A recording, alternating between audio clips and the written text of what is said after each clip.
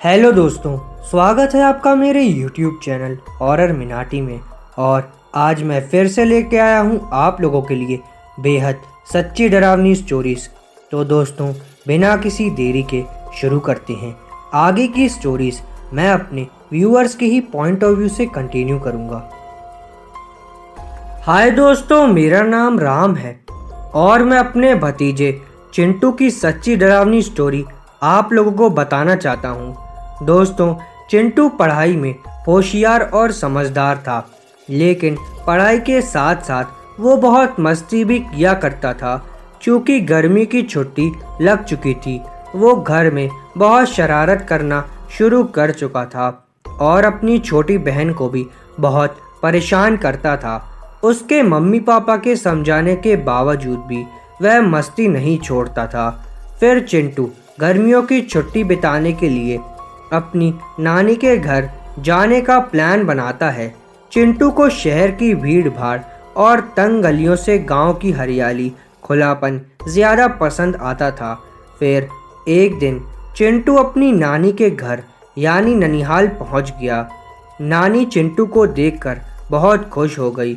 जैसे ही चिंटू नानी के घर पहुंचा तो फिर क्या था, दिन भर दोस्तों के साथ मस्ती, कभी खेतों में कभी बगीचों में, और तो और गर्मियों से सबसे ज़्यादा पसंदीदा जगह उसकी गांव का तालाब हुआ करता था, जहां सभी बच्चे धमा चौकड़ी से वहां खेला करते थे। ऐसे ही एक दिन चिंटू और उसके दोस्त गांव के तालाब से लौट रहे होते हैं। रास्ते में चिंटू को अचानक ही बहुत कमज़ोरी सी लगना शुरू हो जाती है। साथ ही साथ उसका सर भी भारी हो जाता है और अजीब सा फील होता है। चिंटू को लगा कि आज कुछ ज़्यादा ही मस्ती हो गई, जिससे उसको इतनी थकान महसूस हो रही है।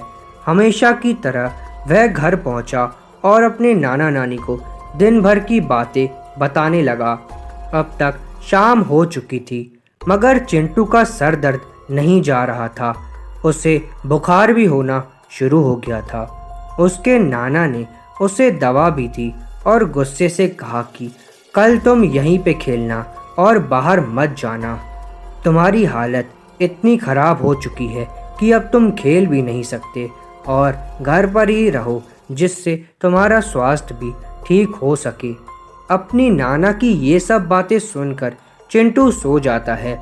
चिंटू साथ में अपने दोस्त डॉगी को भी सुला देता है। देर रात अचानक ही डॉगी जोर जोर से भौंकने लगता है। डॉगी चिंटू के पास ही सोया था, लिहाजा उसकी आवाज़ सुनकर उठ जाता है। चिंटू देखता है कि डॉगी एक आदमी पर भौंक रहा है। नींद में होने के कारण पहले तो वह चिंटू को एक आदमी ही नज़र आता है। फिर जब वह उसे ध्यान से देखता है तो उसके होश उड़ जाते हैं, क्योंकि वह कोई इंसान नहीं बल्कि एक प्रेत था, जो कि ज़मीन से कुछ ऊपर हवा में खड़ा था। उस प्रेत के बड़े बड़े दांत, लंबे लंबे नाखून और खून से लथपथ चेहरा था। प्रेत चिंटू को अपनी ओर बुलाने का इशारा भी कर रहा था। यह सब देखकर चिंटू एकदम से सहम गया। चिंटू कुछ भी बोल नहीं पा रहा था, वह अपनी जगह से हिल भी नहीं पा रहा था। तभी डॉगी के लगातार भौंकने की आवाज़ सुनकर उसके नाना नानी भी जाग जाते हैं। जब उसके नाना जी चिंटू के पास पहुँचे तो देखा कि चिंटू बहुत घबराया हुआ था और डर से कांप रहा था। जब नाना जी ने उसे हाथ लगाया तो पाया कि उसका शरीर एकदम ठंडा हो गया है। नाना जी ने सबसे पहले चिंटू को पानी पिलाया और कुछ देर तक अपना हाथ उसके सर पर रखा रहा। चिंटू कुछ बोल ही नहीं पा रहा था। वह एकदम से एक मूर्ति की तरह खड़ा हो गया था।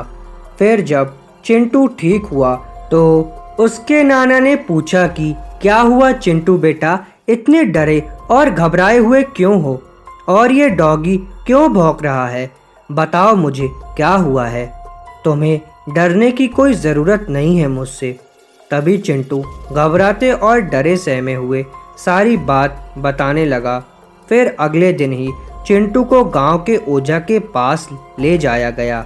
जहां ओझा ने बताया कि कल जब चिंटू तालाब से दोस्तों के साथ खेलकर लौट रहा था तब उसने वहीं रास्ते में एक जगह पेशाब किया था जहां किसी व्यक्ति की चिता जलाई गई थी, जिस वजह से उस व्यक्ति की आत्मा का अपमान हुआ, इसलिए वह इसके पीछे पड़ गया है।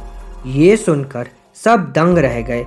चिंटू के नाना ने विनती करते हुए बोला कि आप इस समस्या का निवारण कर दीजिए। तभी उन्होंने एक अभिमंत्रित ताबीज देते हुए कहा, यह ताबीज धारण कर लो और फिलहाल कुछ दिनों के लिए यहाँ से चले जाओ, कुछ समय बाद सब ठीक हो जाएगा। चिंटू ने ताबीज धारण कर लिया, साथ ही शाम की गाड़ी से अपने घर भी लौट आया। उसके घर लौट आने के बाद चिंटू बिल्कुल ठीक हो गया और किसी भी प्रेत ने उसको बाद में नहीं सताया। हेलो दोस्तों, मेरा नाम मंजरी है और मैं अपने परिवार के साथ मुंबई में रहती हूँ। कुछ साल पहले मेरे साथ ऐसी घटना घटी जिसको मैं आज भी याद करके सहम जाती हूँ। ये कहानी आज से लगभग 9 से 10 साल पहले की है। उस समय हमारी फाइनेंशियल कंडीशन अच्छी नहीं थी। खाने पीने का इंतज़ाम तो इंसान जैसे तैसे कर लेता है, लेकिन किराया देना बहुत ही मुश्किल होता है। ये बात वही लोग जानते हैं जो किराए के मकान में रहते हों या रह चुके हों। रास्ते में आते जाते माँ से जब भी कोई खैर खबर पूछता तो माँ यही कहती, क्या ठीक है। अब तो उनकी नौकरी भी चली गई, किराया कहाँ से देंगे यही समझ नहीं आ रहा। एक दिन माँ की बहुत पुरानी सहेली माँ को रास्ते में मिली। उन्होंने भी जब माँ से हालचाल पूछा तो उनसे भी माँ ने वही बात दोहराई। सहेली ने कहा, तुम चिंता मत करो, मेरे भाई का एक घर है जो काफ़ी सालों से बंद है।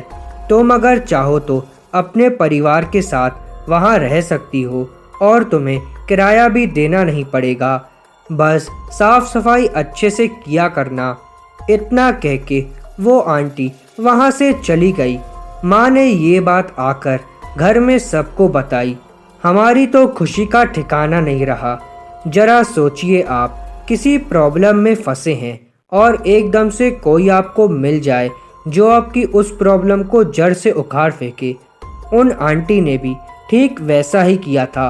हमारी प्रॉब्लम को 1 मिनट में सॉल्व कर दिया था। दूसरे दिन माँ की सहेली चाबियाँ लेकर आई और कहा, तुम लोग आज से ही शिफ्ट कर लो। फिर मैं और माँ उस घर की साफ सफाई करके आ गए और उसी दिन हमने शिफ्ट कर दिया। सब नए घर में पहुंचकर बहुत खुश थे और सोच रहे थे कि अब तो आराम से रहेंगे घर पे। उस मकान में 2 फ्लोर थे, ग्राउंड फ्लोर पर 2 कमरे और फर्स्ट फ्लोर पर भी 2। कुछ दिन बीते। एक दिन एक बूढ़ी दादी हमारे घर आई और बोली, लगता है आप लोग इस मकान में नए आए हैं। पापा ने कहा, हाँ जी। फिर बूढ़ी दादी ने बोला, तो आ तो गए हो, लेकिन क्या आपको पता है कि ये घर इतने सालों से बंद क्यों है? हाँ, हमें पता है। उसमें क्या हुआ? पापा ने कहा। तो बूढ़ी दादी ने कहा, फिर तो आपको ये भी पता होगा कि ज़्यादा दिन तक बंद रहे मकानों में भूत प्रेतों का वास हो जाता है। पापा ने कहा, ऐसा कुछ नहीं होता। आप हमें डराने आई हैं क्या? अगर नहीं होता तो कोई बात नहीं, जब आप देखोगे, महसूस करोगे, तब पता चलेगा। इतना कहकर बूढ़ी दादी वहाँ से चली गईं। जैसा कि मैंने पहले बताया कि उस घर में एक बंद कमरा भी था। मुझे उस बंद कमरे को देखकर बहुत अजीब सा महसूस होता था। उस बंद कमरे को देखकर मेरा मन हमेशा यही सोचता कि इसको खोल के देखती हूँ। कुछ दिन बाद मकान मालिक आया और उसने कहा, इस कमरे को कभी मत खोलना, उसमें हमारा कुछ ज़रूरी सामान है। हमने कहा, ठीक है। कुछ दिन तो आराम से हंसते खेलते बीत गए, लेकिन धीरे धीरे अजीब चीज़ें होने लगीं। जैसे अचानक से कोई चीज़ गायब हो जाती और उसी कमरे के बाहर पड़ी मिलती। तो कभी हमारा डॉग, जिसका नाम प्लूटो था, वो रोज रात को अचानक उठकर बुरी तरीके से रोने लग जाता, जिसकी वजह से सभी की नींद खराब हो जाती। कभी कभी छोटा भाई उसे रात में उठ के मारता कि रोज रोज क्यों रोता है तू, हमारी नींद खराब हो जाती है। अब तक इन सभी बातों को घर में नॉर्मल समझ रहे थे। फिर एक रात की बात है, मैं और मेरी दादी ग्राउंड फ्लोर पर जो कमरा बंद रहता है उसके बगल वाले कमरे में सोए हुए थे और माँ, दोनों भाई पापा फर्स्ट फ्लोर वाले कमरों में सोए हुए थे। गांव में अक्सर रात के समय बिजली चली जाती है, उस समय भी बिजली नहीं थी। मैंने लैंप को बंद कर दिया और आंखें बंद करके लेट गई। पता नहीं कब मुझे गहरी नींद आ गई। मेरी आंखें रात के करीब 1:30 बजे किसी आवाज़ के कानों में पड़ने से खुली। मैंने देखा दादी गहरी नींद में सोई हुई हैं। कमरे में चारों तरफ अंधेरा ही अंधेरा है।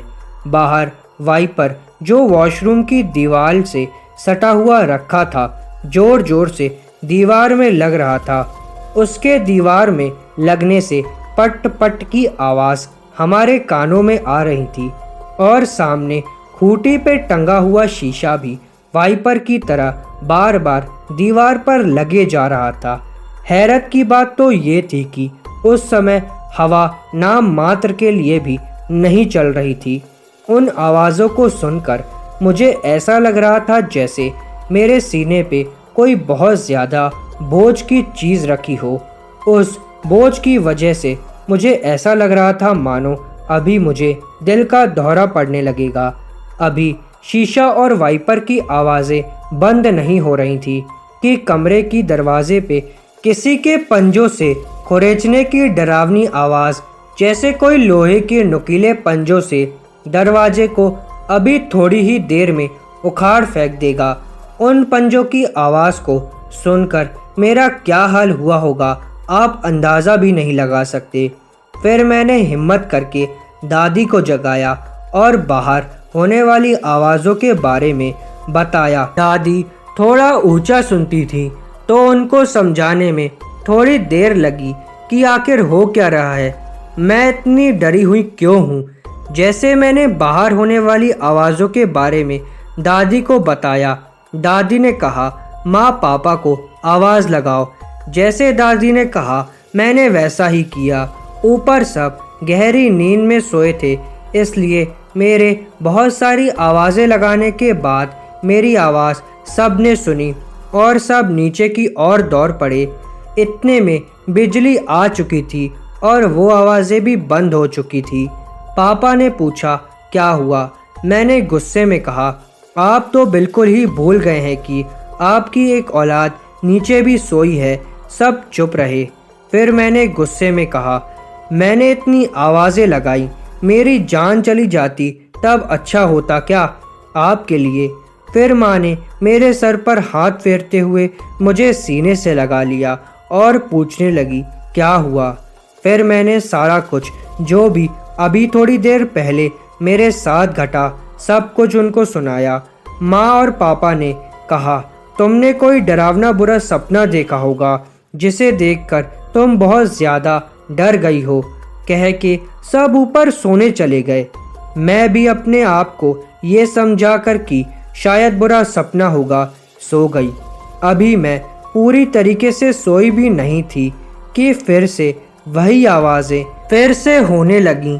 अब की बार तो ऊपर भी सभी जाग रहे थे, सोए भी नहीं थे और उन आवाज़ों को अब की बार सभी सुन रहे थे। वो सब अब की बार मेरे आवाज़ लगाने से पहले ही नीचे आ गए और कहा हम सब तो तुमने बुरा सपना देखा ये समझ रहे थे, लेकिन इस घर में कुछ तो ज़रूर गड़बड़ है। मुझसे कहा अब तुम हमारे साथ ऊपर आओ और हमारे साथ ही सोना। और सुबह होते ही हमने उस घर को खाली कर दिया। लोग बताते हैं कि उस घर में अब कोई नहीं रहता। रात में उस घर से अजीब अजीब आवाज़ें आती हैं। तो ये थी मेरी साथ घटी घटना की सच्ची कहानी। कुछ लोग ऐसी चीज़ों को मानते नहीं हैं। पहले मैं भी नहीं मानती थी, लेकिन जिस दिन से मेरे साथ ये सब हुआ, उस दिन से मैं भी इन सब चीज़ों पर विश्वास करना शुरू कर दी हूँ। दोस्तों, मैं फैज़ान। मैं उस रात को कभी भूल नहीं सकता। उस खौफनाक रात में जो मैंने महसूस और जो मैंने देखा, उसके बाद शायद ही कोई जिंदा बचता, लेकिन मेरे अल्लाह की वजह से मैं बच गया। अगर मैं उस दिन को अपना दूसरा जन्मदिन भी कहूँ तो कुछ गलत नहीं होगा। ये बात है शिमला की, जहाँ मैं अक्सर घूमने जाया करता था, और इस बार भी मैं वहीं जाने के लिए सोच रहा था। और दूसरे ही दिन मैं शिमला के लिए निकल पड़ा। अपनी कार में बैठे मैं वह रास्ते के सुहावने मौसम और हसीन वादियों के सपने देख रहा था। रास्ता काफ़ी लंबा था, तो मैं बस अपनी कार चलाता ही जी जा रहा था। अल्मोड़ा आते ही तेज बारिश होना शुरू हो गई। मैंने अपनी कार की स्पीड कम कर ली, क्योंकि बारिश में उस रास्ते तेज़ कार चलाना अपनी मौत को दावत देना था। अब मेरी कार 60 किलोमीटर की स्पीड में चल रही थी। बारिश तेज होने के कारण सामने का रास्ता कुछ ठीक दिखाई नहीं पड़ रहा था। कुछ दूर चलने के बाद भी जब बारिश नहीं रुकी, तो मैंने निर्णय किया कि क्यों ना मैं अपनी कार यहीं रोककर बारिश के रुकने का इंतज़ार करूं। मैंने अपनी कार साइड में रोकी और उसमें ही आराम करने लगा। बारिश का मौसम होने के कारण मुझे नींद आ गई और मैं वहीं सो गया। अचानक एक आवाज़ से मेरी आंख खुली। मैंने देखा कि विंडो पर एक औरत अपने बच्चे के साथ खड़ी है और एकटक मुझे ही देख रही है। उस औरत ने सफ़ेद रंग की साड़ी पहन रखी थी। आंखों के नीचे काले घेरे से पड़ चुके थे। हाथ में एक कटोरा लिए वो मुझे ही देखे जा रही थी। उस तेज बारिश में वो और उसका बच्चा भीग रहे थे। मुझे लगा कि शायद इनको भूख लगी है। मैंने अपने वॉलेट से कुछ पैसे निकाले और उस कटोरे में डाल दिए। वो औरत वहाँ से बिना कुछ कहे चली गई। मैं अपनी कार से नीचे उतरा और उस औरत का पीछा करने लगा। मैंने देखा कि उसने एक दुकान से कुछ खाने के लिए लिया और एक कोने में जाकर खाने लगी। मुझे वो थोड़ा अजीब लगा। मैं उस औरत के पास गया और बोला, तुम्हारा कोई घर नहीं है क्या? और ये तुम अपने बच्चे के साथ इतनी बारिश में यहाँ क्या कर रही हो? औरत ने मेरी तरफ एक अजीब सी निगाह करते हुए कहा, नहीं, मेरा कोई घर नहीं है, मैं सड़क के किनारे ही रहती हूँ। मैंने उससे कहा कि अच्छा ठीक है। उस औरत ने फिर मुझसे पूछा, साहब, क्या आपकी गाड़ी खराब हो गई है क्या? मैंने कहा नहीं, इतनी तेज बारिश में आगे जाने से अच्छा है कि मैं यहीं रुकने का फैसला कर लिया था। औरत ने पूछा कि साहब, आपको कहाँ जाना है, मुझे बताइए। मैंने कहा, मुझे शिमला जाना है, लेकिन ये बारिश में मैं कहाँ जाऊँ? उस औरत ने कहा कि साहब, आप एक कच्चे रास्ते से जा सकते हो जो सीधा शिमला की तरफ जाता है। मैंने हैरानी से पूछा, तुम्हें कैसे पता? औरत ने कहा कि मैं यहाँ कई सालों से रह रही हूँ, इसलिए मुझे ये सारे रास्ते पता हैं। आप मेरी बात मानिए, उसी कच्चे रास्ते से चले जाइए।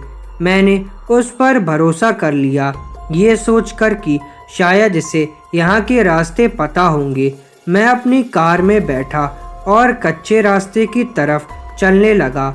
मैंने ये रास्ता पहली बार देखा था, क्योंकि जब भी मैं यहाँ आया था सड़क से ही गया हुआ था। मैं धीरे धीरे आगे बढ़ने लगा।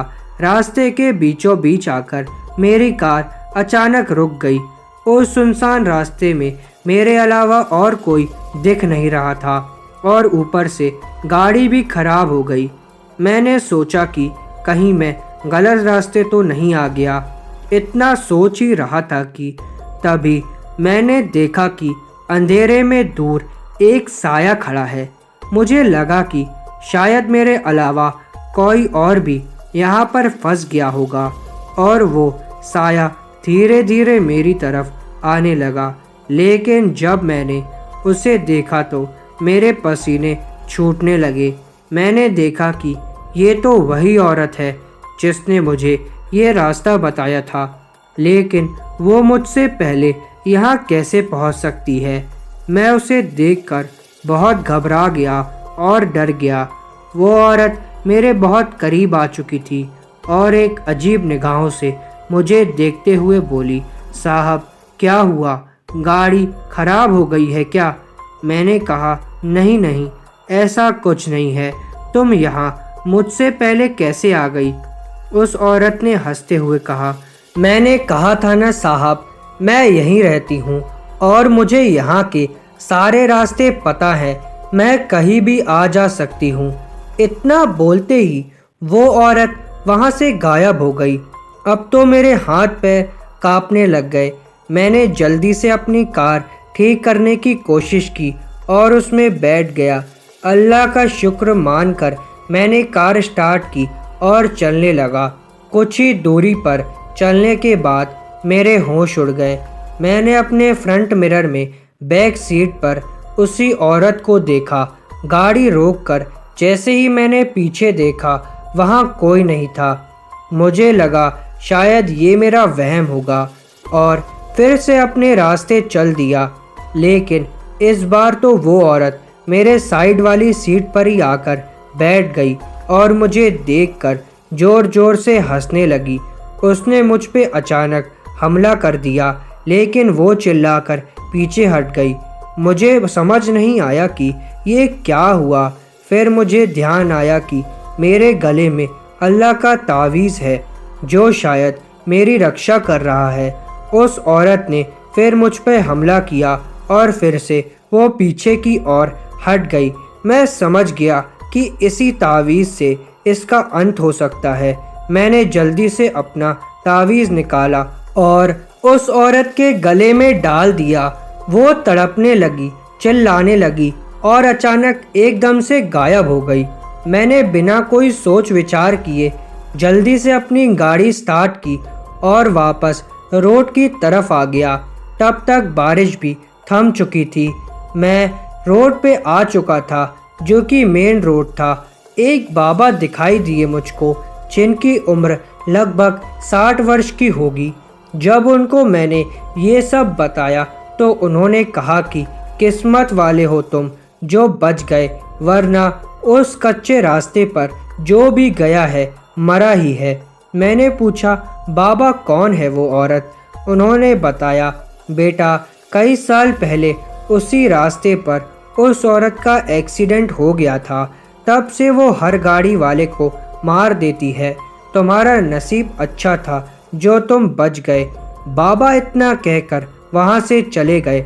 अब मेरी शिमला जाने की हिम्मत नहीं थी, इसलिए मैं वापस अपने घर की ओर निकल गया। घर आकर मैंने सब कुछ अपने घर वालों को बताया तो सबने अल्लाह का शुक्रिया अदा किया और फिर कभी भी उस कच्चे रास्ते पर किसी को भी वो औरत कभी भी दिखाई नहीं दी। दोस्तों, हेलो दोस्तों, मैं जिस औरत के बारे में आप लोगों को बताने जा रहा हूँ उसका नाम ला लोरोना है और ये मेक्सिको की रहने वाली है। मेक्सिको की उत्तरी भाग में, और इसका असली नाम मारिया है।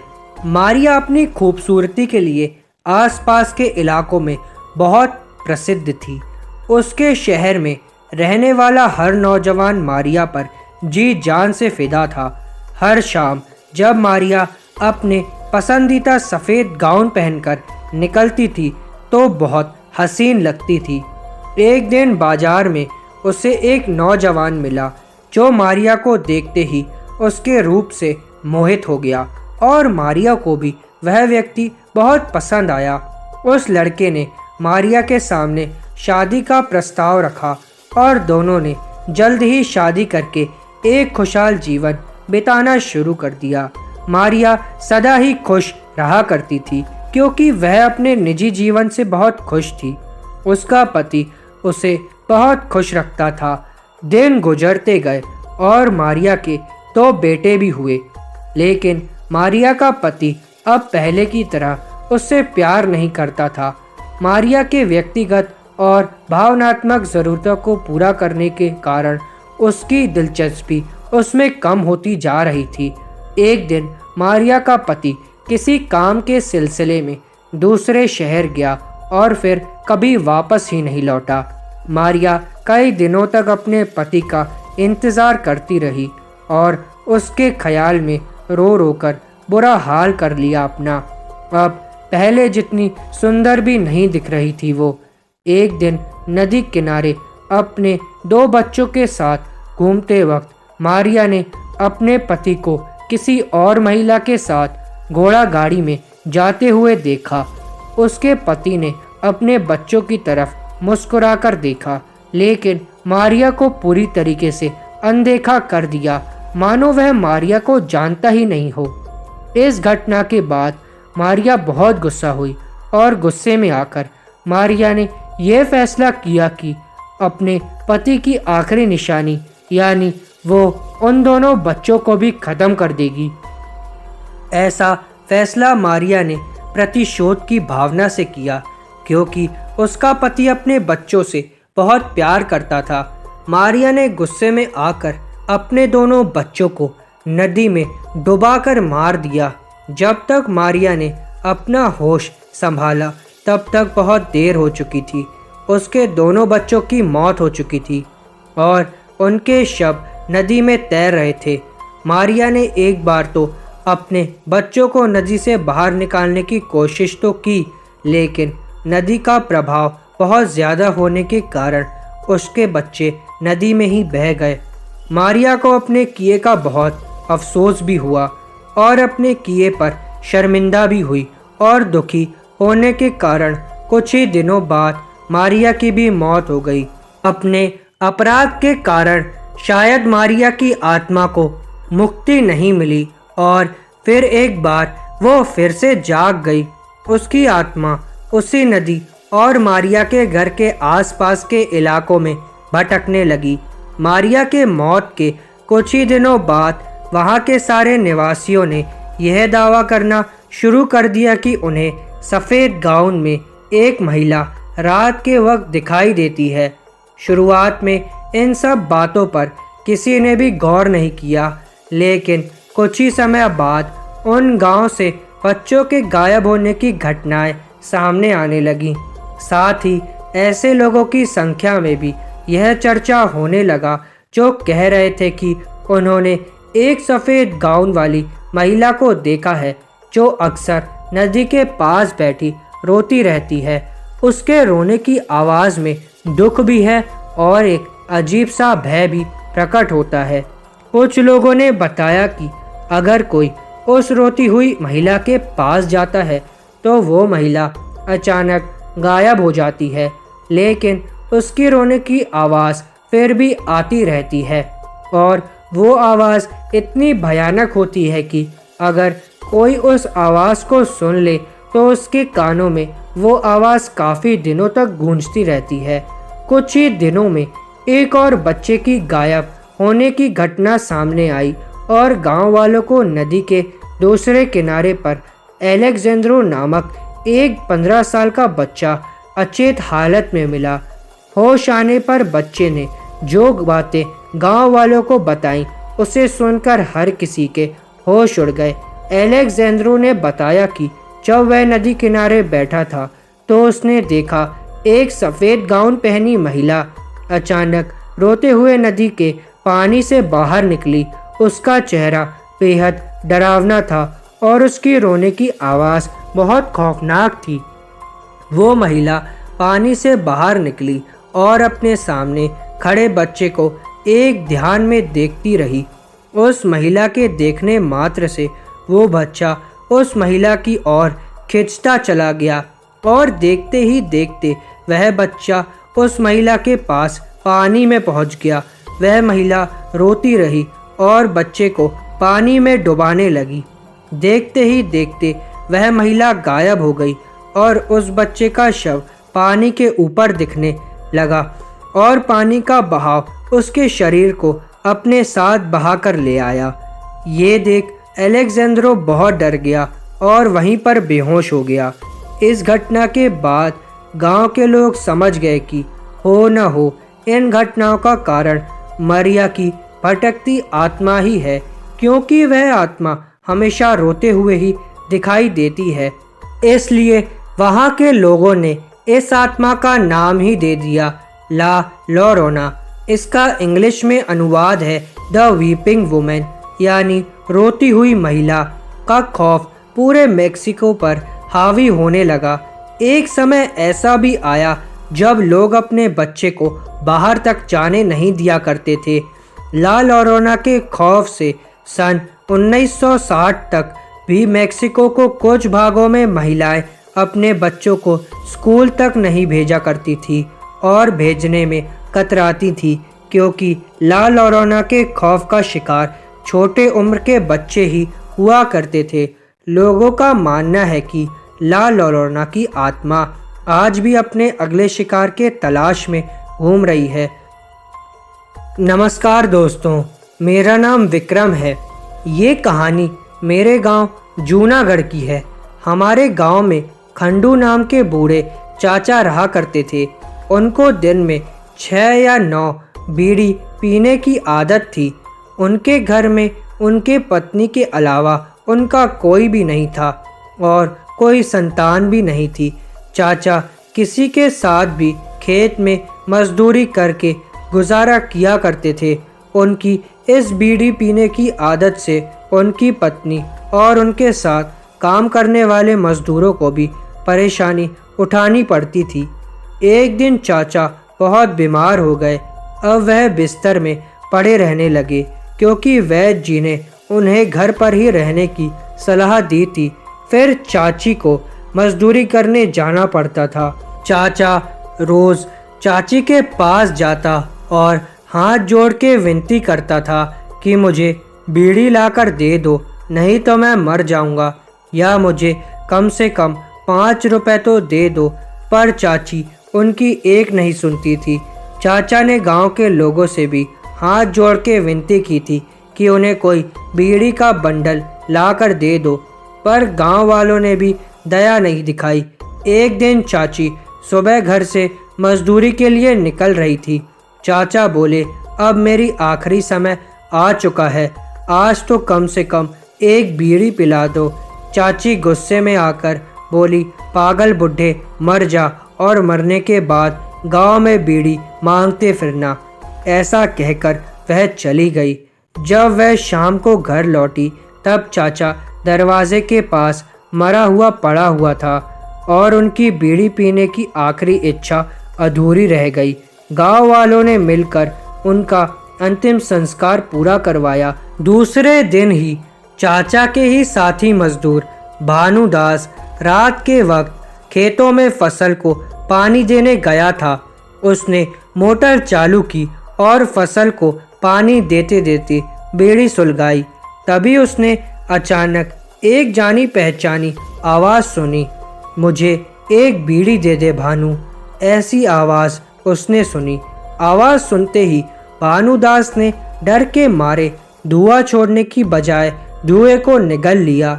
जब वो पीछे मुड़ा तब उसने खंडू चाचा को देखा।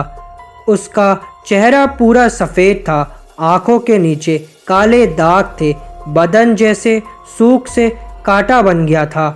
वह बार बार एक ही चीज़ बोल रहे थे, भानु एक बीड़ी पिला दे। मरे हुए खंडू का प्रेत को देखकर भानुदास जगह पर ही बेहोश हो गए। फिर जब भानुदास रात के 1:30 बजने के बाद भी घर नहीं आया तो उसका भाई खेत पर देखने के लिए उसको चला गया। जब सभी ने भानु को बेहोशी की हालत में पाया तब उसके मुंह पर पानी मारकर उसको जगाने लगे। भानु होश में आया तभी उसने खंडू चाचा के भूत के बारे में सबको बताया और जब भानु ने अपनी जेब टटोली तो उसमें से बीड़ी का बंडल भी गायब था। घर लौटते वक्त सभी ने देखा कि खेत में बने चबूतरे पर कोई बीड़ी पीकर आधी सुलगाई हुई बीड़ी रख के चला गया है। उस दिन से कभी कभी खंडू चाचा की भटकती प्रेत आत्मा रात को आने जाने वाले लोगों से बीड़ी मांग रही है। उनके बरसी पर भी गांव वाले खेत के चबूतरे पर ही बीड़ी बंडल रख देते हैं और दूसरे दिन ही चबूतरे पर बीड़ियों से भरा हुआ बंडल खाली मिलता है। माचिस के बारे में सवाल अगर आपके मन में आ रहा है तो ये भी बता दे कि चाचा के जेब में हमेशा माचिस रहती थी। अंतिम संस्कार के वक्त भी उनके जेब में गांव वालों ने माचिस रख दी थी। दोस्तों, ये थी हमारे गांव की स्टोरी। दोस्तों, मेरा नाम धर्मेश है और मैं अहमदनगर का रहने वाला हूँ। मेरा सूखी मछली बेचने का व्यापार है।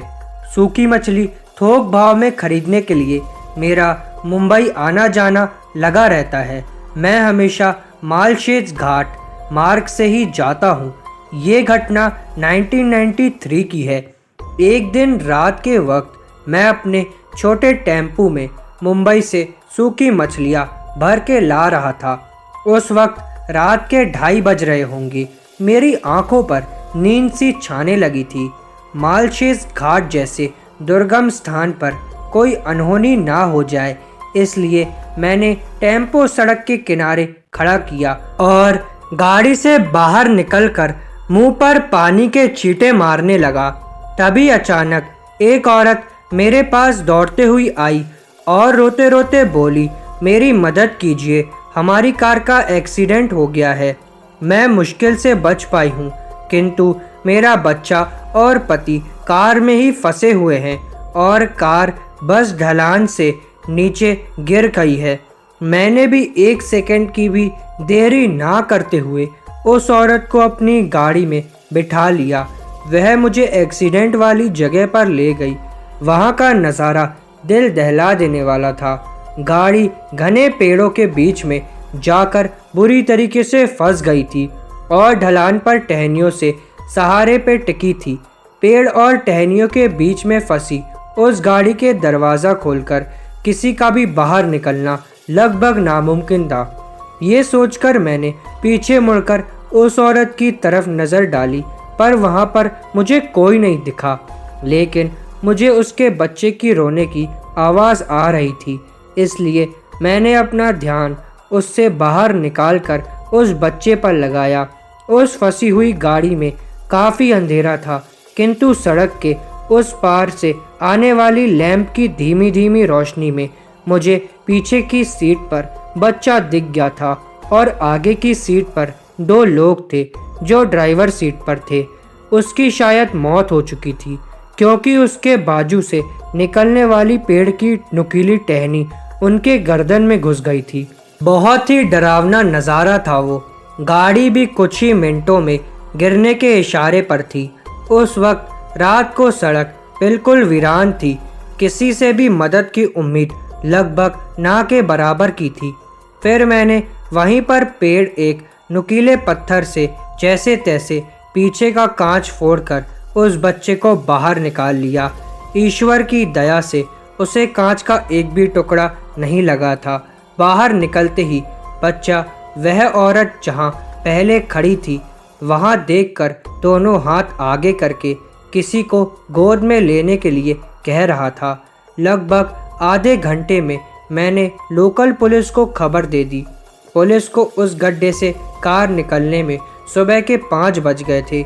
बाद में जब कार में पड़ी उन 2 लाशों को बाहर निकाला गया तो मैं आश्चर्यचकित रह गया, क्योंकि उस कार में जिस औरत की लाश थी वो वही औरत थी जिसने मुझे मदद के लिए बुलाया था, लेकिन वह तो कब की मर चुकी थी।